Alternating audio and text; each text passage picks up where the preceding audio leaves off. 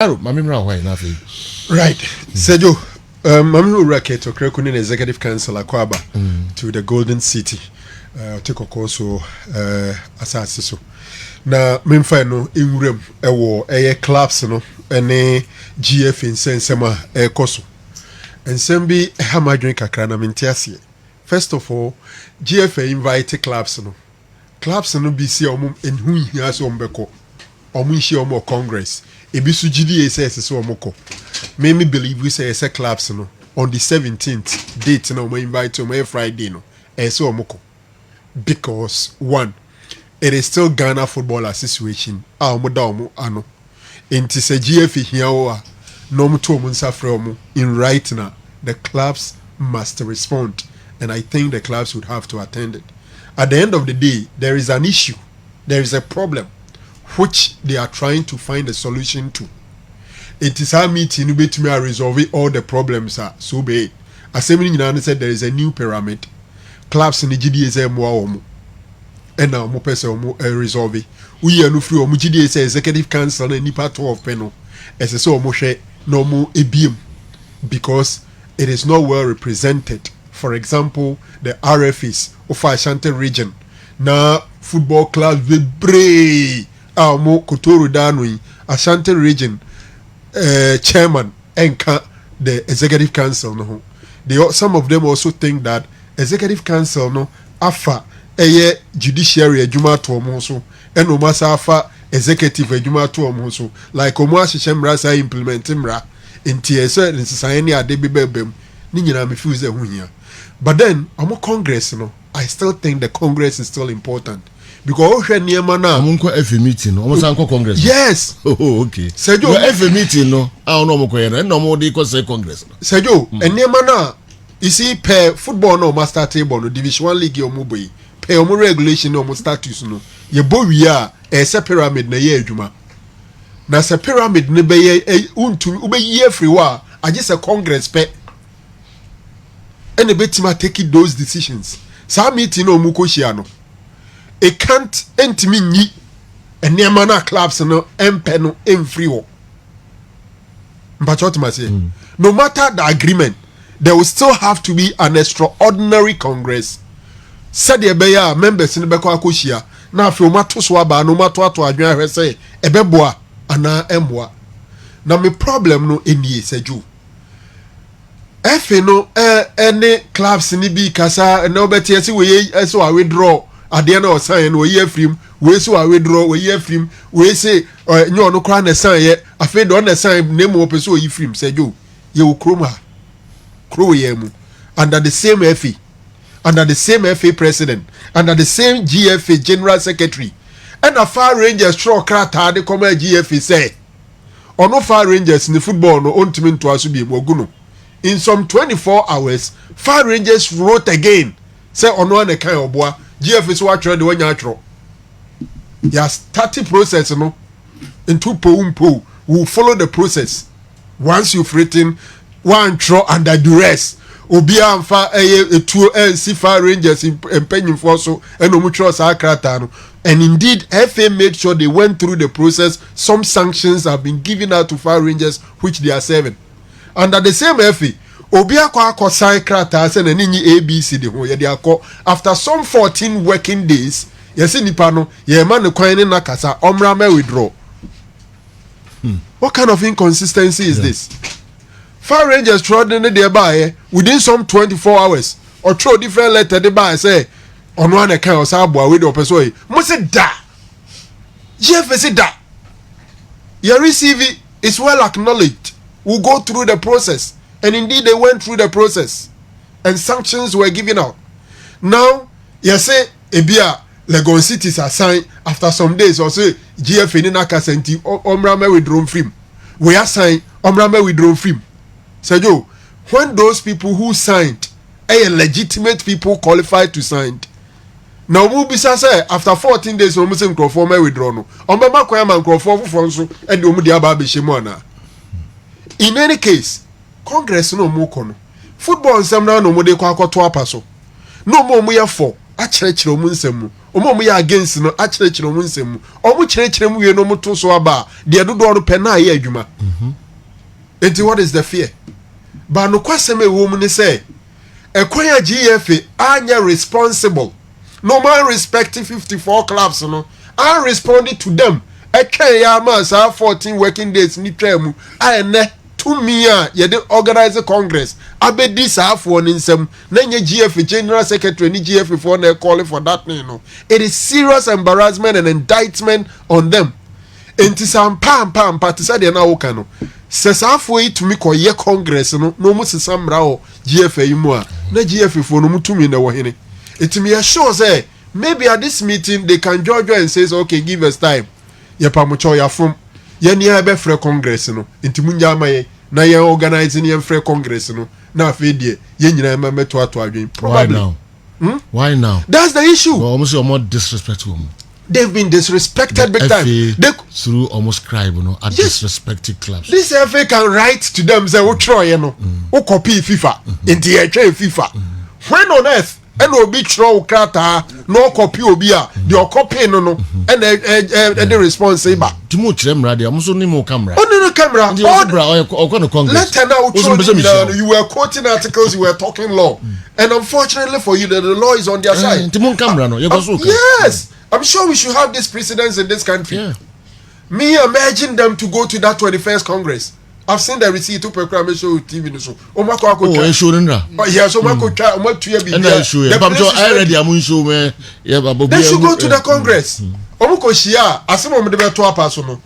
Wa wo de open no kobi wa nko mbekwa ko decide am. Right. The way na waka there wo earlier submission ye no free way. Afa me free. Want me mfa way na unsan fa way.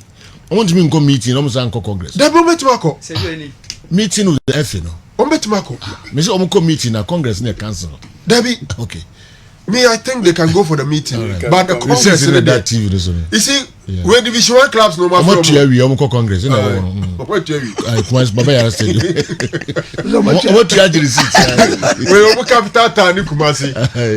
Omoko Congress. Sports authority for more receipt. Sergio,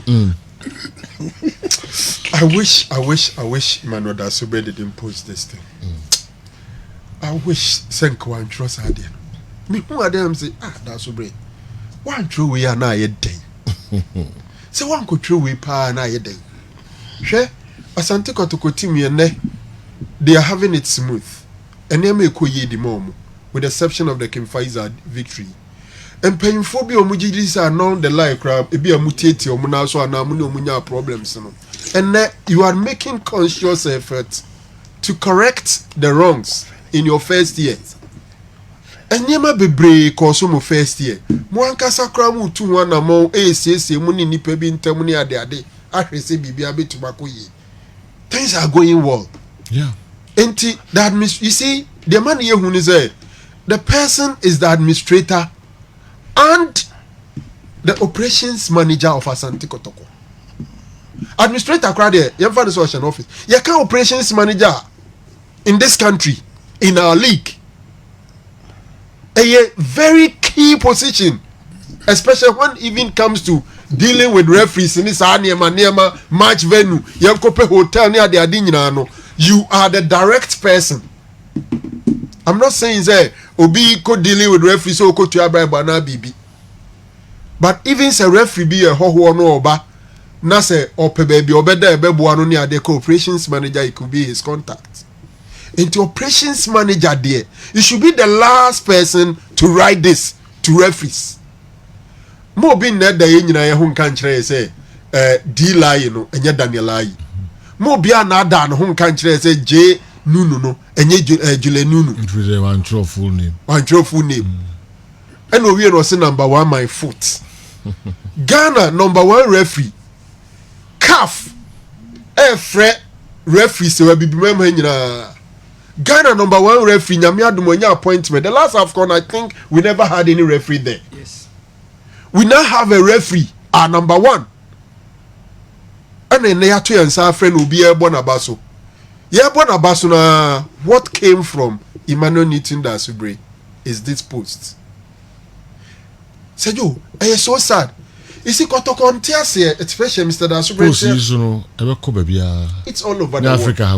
Oh, you see, said you, Sadia way, I am Guasiamo, my Ghana. Yes. Say a number one referee, no, the biggest club in the country, the administrator say, or a corrupt.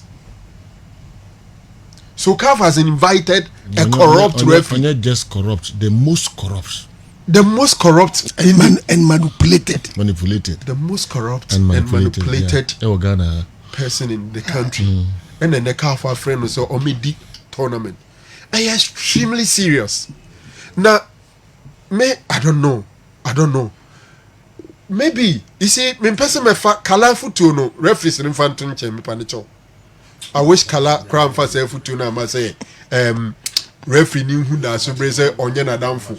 It means a lot when referees speak this way. It means a lot. Say onye na damfo na. But say yo, maybe an elderly person in Kotoko should speak to him. He should stay away from some of these posts. And you're good for the office. And you're good for the team, no. Because if you tell the world, say, Ghana #1 referee now, your friends who media AFCON, no, he's the most corrupted and the most corrupt and the most manipulated. It is also not good for even the club of Asante Kotoko. Now, dear Hune say, let's make an assumption. I'm making an assumption, say, Ebia, the operations manager of Asante Kotoko, only paying for encounters be. Enti ne bia onim de oka. Oh, let's assume bia onim de oka. E bia no manya encounter bi. Nti onim de oka. E ma na mpe e bia no. Say assumption. Okay. Maybe he knows what he's talking about. Nti we nipa foforo nso an say nipa no approach you be careful because we are dachi. They no be no be sabeka. Very serious. That is why I make us. The M1 up till now, Imam pulling it down. Somebody should tell him, say, I'm pulling it down, it's not good. He should pull the post down. Na Oma Kotoko. You see, Kotoko Nintum. Said the Nairobi or the Yao be neka. Yes, Julenunu ne be Yao be. Ufil say, Bibia Koso. Yeah. Ama a hanitin. Indeed, you're the Yao the control. Say, John Gofodi Yao Niama be brave. Then so many be because of Bibinti. Any Dutches unti. Okay. Miss Kuamako Duma, a kind chima, I said Dutchinti. Mikrofodi ya onyema bebre ho but omo home bi omo mini bi so enam da chinti eni bibi nti eni udibia nti so e bibia na e betro hwe Julenunu ne bedi Kotoko ne kem Faisal ena na eye Daniela ye for free Kotoko ntiase se empo officiate na nko ya momo a omo so bi o ho a akọ better e dey amomu to the advantage. And they should move on. All right. They should move on from the King Faisal game. Sefase oka D-Lai wanka Danielai. Okay, J Nunu onka Julian. Okay. Anyesa reference. The other card who say. Sefa na kasase. Ghana your number 1. I say number 1 my foot. So who is the number 1? And I said you say and then I say we be there asema. Ube say who follow yinase trend nkrofo comment near there. Senkrofo ball referee din so omo na waka say afọ mo ne ade no one ma clarification bia omo reputation is being dented here and asenko an try if and na Kotoko ne out you na ebebo baba yara we should spend this time promoting that game time we are here yes ade so no decide say wa oka we instead of promoting the game it is more demanding than the game sir yes. Because you use precious time na dem on. And I make it from 2 game no. And I make it say but we also the baka oka we. Nti na make catch say same way I watch on sa time we no. Now tie the Calabar kan here. We analyst you can't let it go. You would also want to comment on it. And nti na me plead say ebe ya inu no pulling it down. And I even can no pulling it down. If he can stay away from some of these controversial poster, it will be good for his image. Ima is a gentleman. But some of these things doesn't help. Okay. He's working hard. But if he can stay away from some of these things, it will help him. So your brother Habib is no more of Kumasi Asante Kotoko, so we are Mole fans.